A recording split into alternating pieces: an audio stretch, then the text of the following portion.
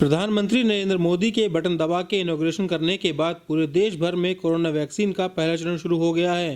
गाजियाबाद में जिसको लेकर 4 सेंटर बनाए गए हैं, जिसमें से गाजियाबाद का महिला जिला अस्पताल भी है, जहां करीब 100 लोगों को आज वैक्सीन लगाई जाएगी, जिसको लेकर जिला अस्पताल में पूरी तैयारियों के साथ सावधानी बरती जा रही है। जहां वैक्सीन लगने के बाद व्यक्ति को अब ऑब्जर्वेशन रूम में रखा जा रहा है, जहां करीब आधे घंटे तक उस पर नजर बनाई जाती है। उसके बाद अगर व्यक्ति को कोई परेशानी हो तो अस्पताल में इमरजेंसी सेवाएं भी उपलब्ध करवाई गई हैं, ताकि किसी भी समस्या से तुरंत निपटा जा सके।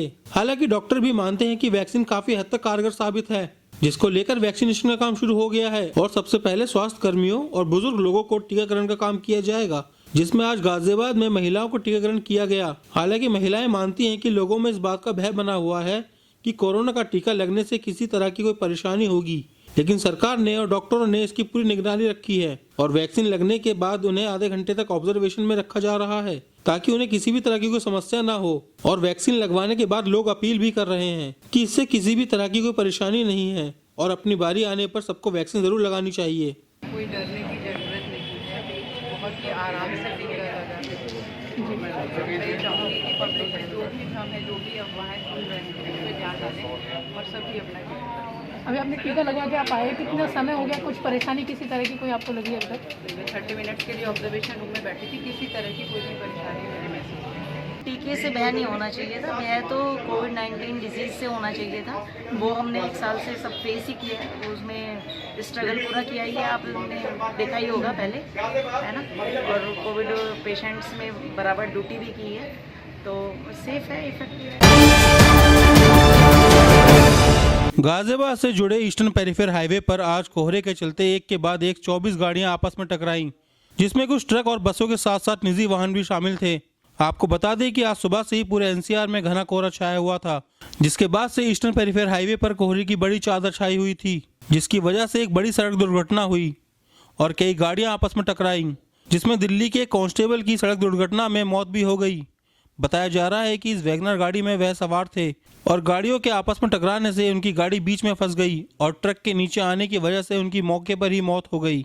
आज सुबह करीब 7:30-8 बजे के आसपास बहुत ज़बरदस्त सड़क पे कोहरा था। उस कोहरे में करीब 20 गाड़ियाँ, छोटी बड़ी ट्रक, बस और छोटी गाड़ियाँ भी कोहरे की वजह से एक दूसरे से टकराती हुई चली गई हैं। इसमें एक दिल्ली पुलिस का सिपाही धर्मवीर सिंह, जिसकी डेथ हो गई है, वैगन आर गाड़ी में था, और एक इसी गाड़ी में सर्वेश था, वो भी दिल्ली पुलिस हेडक्वार्टर में तैनात है।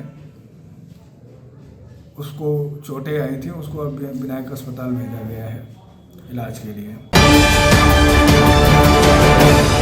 नोएडा के बहुचर्चित निठारी कांड के मामले में एक बार फिर सुनवाई हुई है, जिसमें सुरेंद्र कोहली को आरोपी मानते हुए 12वें केस में भी दोषी माना गया है।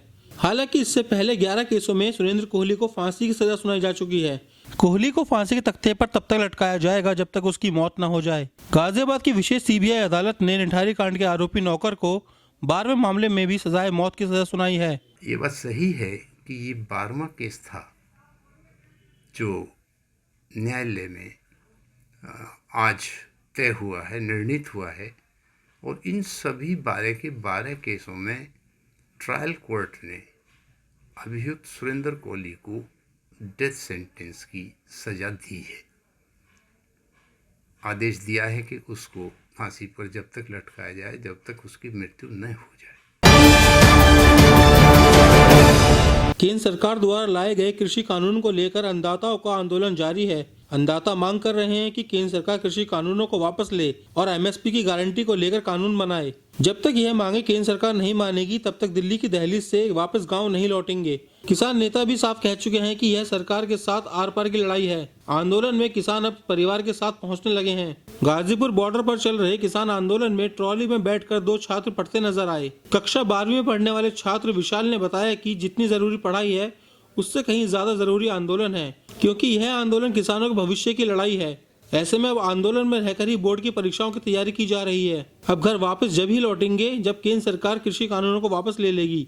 और छात्र ने ये भी कहा कि गाजीपुर बॉर्डर से ही गांव जाकर परीक्षा दे आएंगे। जब तक कृषि कानून जो मुद्दा है वो अगर गवर्नमेंट वापस नहीं लेती है, जब तक हम लोग यहीं रहेंगे और यहीं से ही अपने एग्ज़ाम देने जाएंगे, जो भी है प्रिपरेशन जैसे भी होगी यहीं करेंगे। करना चाहोगे? ये सरकार से मैं यही मांग करना चाहूँगा, क्योंकि आज भी उनके साथ मीटिंग है, जितनी जल्दी हो सकता है इस अपने काले कानून को वापस लिया जाए और किसान के हित में जल्दी से जल्दी जो भी अच्छा कानून है वो दिया जाए।